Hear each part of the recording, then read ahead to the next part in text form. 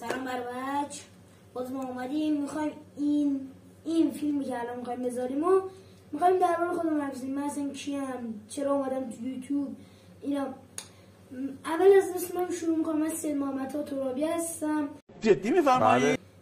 تو من هم تو روبیکا پیج دارم، هم تو یوتیوب. تو روبیکا میذارم تو کپشن پیجم و بعدش چیز. الان میخوام بگم من چند سالم اینم. من 10 سالمه، کلاس 5م. از همین جمعه شروع کردم کارم تو یوتیوب.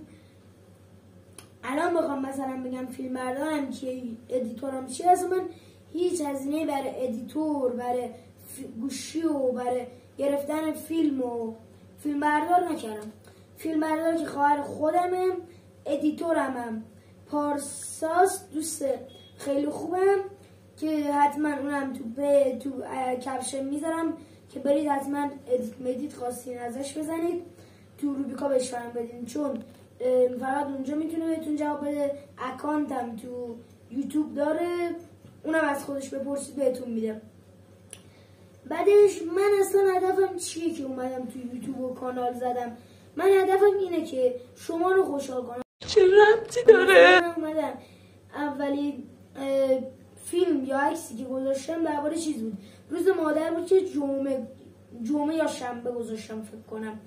بعدش دومین فیلمی که اومدم گذاشتم همین دیروز بود که اومدم چیکار کردم، اومدم از خودم فیلم گرفتم و کار طنز کردم که ادیتش آقای پارساز دوست عزیزم و فیلم بردارش هم خواهرم. الان من داره خواهرم فیلم میگیرم. بعدش من میخوام فقط خودتون رو خوشحال کنم. برای مثلا پول گرفتن از یوتیوب و گرفتن تقدیر از یوتیوب بر نیومدم. فقط میخوام شما رو خوشحال کنم که شما ازم راضی باشین. مثلا نه بعضی هستن میان فقط تو یوتیوب چرت و پرت میذارن تا زیاد بشن تا بتونن پول از یوتیوب بگیرن.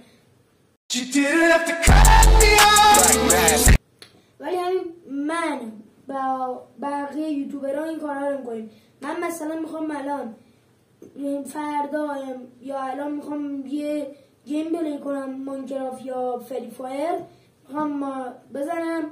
بعدش دوست عزیزم پارسا این کال آف بازم هست، هر کدومی که تو گروه مثلا کال آف دوست نداره اینو فری دوست نداره بیاد تو روبیکا پیج من پیام بده که بهش بگم، به دوستان بگم، بعدش بگم بهتون پیام بده تا کالاف بزنید. بعدش این چالش کالاف فری فایر ما چیه؟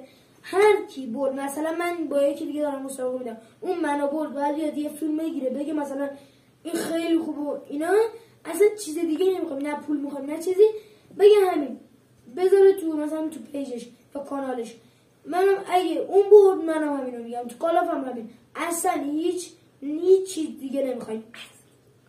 بعدش بچه من الان میخوام یه گیم پلی کنم، یا پخش زنده میذارم یا چیز یا ویدیو میگیرم. تا ویدیو بعدی خدا نگهدار، حتما سابسکرایب کنید.